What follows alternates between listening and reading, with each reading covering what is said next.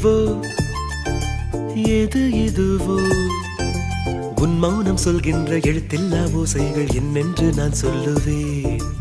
இது அதுவோ இது அதுவோ சொல்லாத சொல்லுக்கு இல்லாத வார்த்தைக்கு ஏதேது அர்த்தங்களே. பெண் தோழன் நான் ஆண் தோழி நீ நட்புக்குள் நம் காதல் வாழும்.